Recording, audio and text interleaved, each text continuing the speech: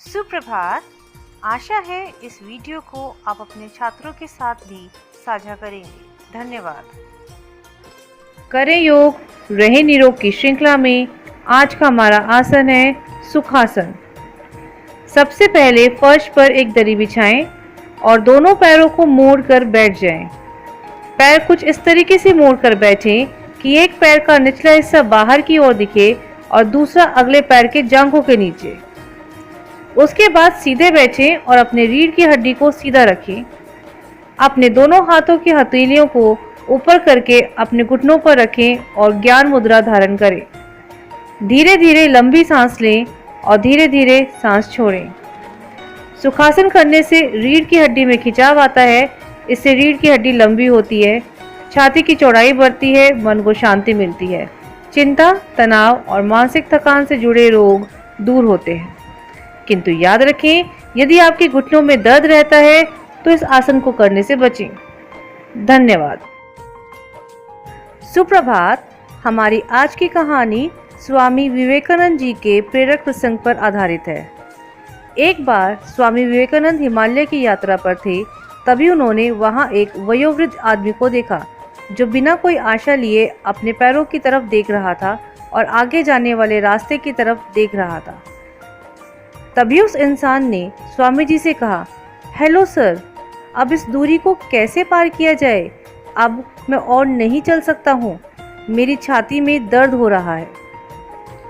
स्वामी जी शांति से उस इंसान की बातों को सुन रहे थे और उसका कहना पूरा होने के बाद उन्होंने जवाब दिया कि नीचे अपने पैरों की तरफ देखो। तुम्हारे पैरों के नीचे जो रास्ता है वो वह रास्ता है जिसे तुमने पार कर लिया है, और ये वही रास्ता था जो पहले तुमने अपने पैरों के आगे देखा था। अब आगे आने वाला रास्ता भी जल्द ही तुम्हारे पैरों के नीचे होगा। स्वामी जी के इन शब्दों ने उस वयोवृद्ध इंसान को अपने लक्ष्य को पूरा करने में काफ़ी सहायता की। इस प्रसंग से हमें यही शिक्षा मिलती है कि मन के हारे हार है, मन के जीते जीत। विचार ही जीवन है, यह शक्ति है और इसके बिना कोई बौद्धिक गतिविधि भगवान तक नहीं पहुंच सकती है। इसीलिए कर्म करो, कर्म की चिंता ना करो, अपने हौसले को अपने साथ रखो और आगे बढ़ते जाओ। धन्यवाद।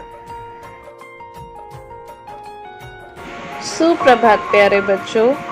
आज की पोयम है हाथी की शादी। हाथी राजा की थी शादी, सारा जंगल था बाराती। उठ हिरन वे घोड़े साजे, झूम झूम कर मोर भी नाचे। चिड़िया मैना कोयल गाए, काला भालू ढोल बजाए। देखो तो बंदर मामा भी धोती कुर्ता पहन कर आए। जब चीता और शेर पधारे, कांप उठे सब डर के मारे। शेर ने दी जैसे ही बधाई, सबके मुख पर रौनक आई। जंगल में बज उठी शहनाई, सबने जमकर दावत खाई। Thank you. अंग्रेजों के खिलाफ आंदोलन की पहली चिंगारी क्रांतिधरा मेरठ से फूटी। 10 मई 1857 को मेरठ में सबसे पहले अंग्रेजों के खिलाफ विद्रोह हुआ। मेरठ को अंग्रेज सबसे सुरक्षित छावनी मानते थे। उन्हें यह नहीं पता था कि विद्रोह यहीं से शुरू होगा। 10 मई 1857 को सूचना मिली कि कोई हिंदुस्तानी काम पर नहीं गया। शाम 5 बजे मेरठ में सदर कोतवाली के पास क्रांति की शुरुआत हुई। यह रविवार का दिन था। उस समय ज़्यादातर अंग्रेज ऑफिसर छुट्टी पर थे। क्रांति के विचार का कारण अपने अंदर अंग्रेजों के खिलाफ आक्रोश था। मेरठ छावनी में 23 अप्रैल 1857 को चर्बी लगे कारतूस दिए गए। भारतीय सैनिकों ने उन चर्बी लगे कारतूसों का इस्तेमाल करने से मना कर दिया। सैनिकों के इनकार के बाद उन पर कोर्ट मार्शल चलाकर यातनाएं दी गईं।